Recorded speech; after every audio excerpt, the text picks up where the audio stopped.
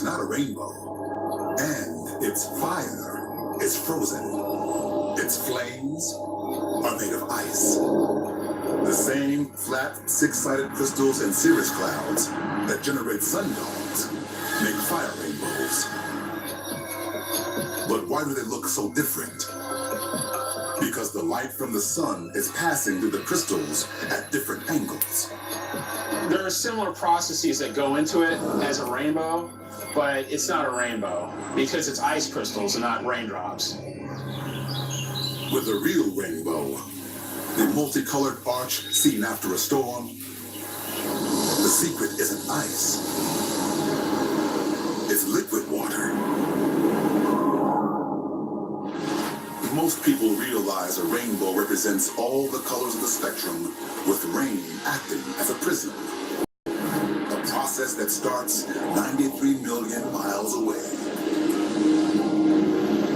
So now imagine you're riding a light wave from the sun that comes into our atmosphere,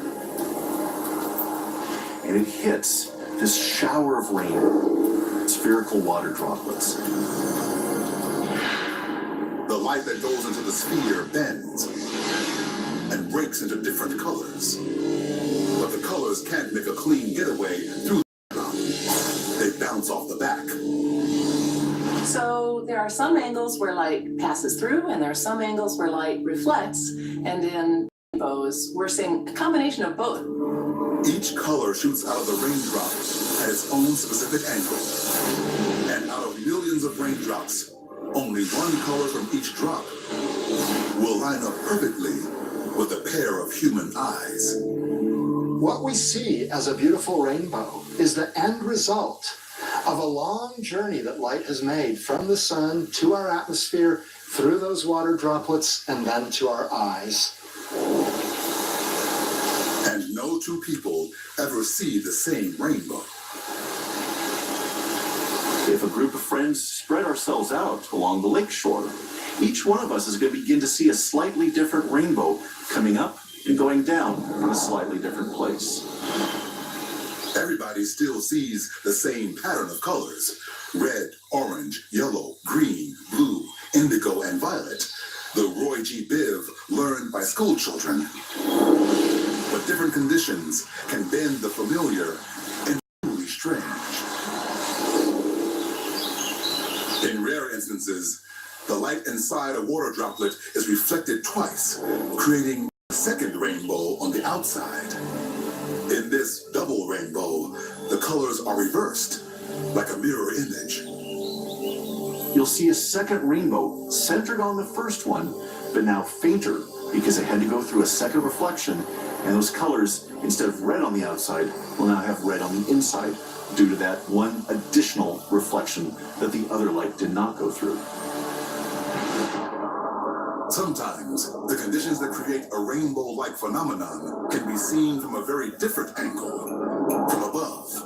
If you've ever been in an airplane and you've looked out the window down on the clouds below, right at the shadow of the airplane, sometimes you can see a faint rainbow around it. This colorful circle is called a glory. A glory is an interesting phenomenon that I've photographed, and it occupies just a small space of sky. And you'll see it when the sun is above you, looking down onto cloud droplets. But there are other strange rainbows as the day comes to a close. Earth's atmosphere colors the sky by breaking up and scattering light waves. The air mostly scatters blue light, so the sky is blue for most of the day. But as the planet turns, the light waves travel longer paths through the lower atmosphere. Short wavelengths, like violet and blue, are scattered more, leaving the remaining light at sunset richer in yellow, orange, and red. That's why, very rarely, there can be a red streak across the sky. The light is low enough, and all the shorter wavelength light has been absorbed or scattered. You're going to have this overwhelmingly crimson, dark red, blood red rainbow. And I've seen one in the Yukon. It was one of the most spectacular sights I'd ever seen. I looked over in a valley, and there was a red rainbow. In fact, it was a double rainbow. and it was very intense light. Beautiful. The sunset isn't the end of rainbows. Sometimes a moonbow might appear. A rainbow with light that comes not directly from the sun, but reflected off the moon. And a moonbow will appear as white to the naked eye because it doesn't have the intensity for us to see the colors in it. But if you have a camera that's sensitive enough, you will indeed see that it's a regular rainbow. The moonbow is a creature of the night. But in the final moments of daylight, there's a final gift from the sun that some people spend all their lives looking for and never find. After 12 hours of light and amazing sights from a triple sunrise to a scarlet rainbow, half the world watches a familiar sight, the sun sinking into the west in a symphony of yellows, oranges, and reds. But in rare instances, just before the sun vanishes, another color breaks into view, a flash of green.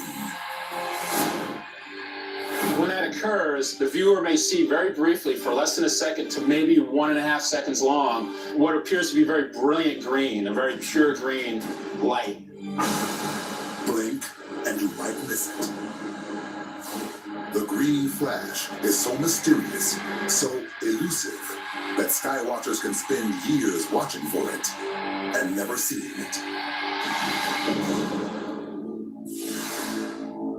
I myself have spent my entire life looking for one. First time it was from the deck of a ship crossing from Spain to Barbados. I happened to look off towards the west, and just as the last moment of the sun disappeared below the horizon, I saw it turn to green. I yelled, tried to point out to people, but by the time I could call anyone, it had ended. But while some people insist they've seen the green flash, others insist that it's nothing but a myth. To follow all of your favorite shows on the Weather Channel, go to Facebook.com.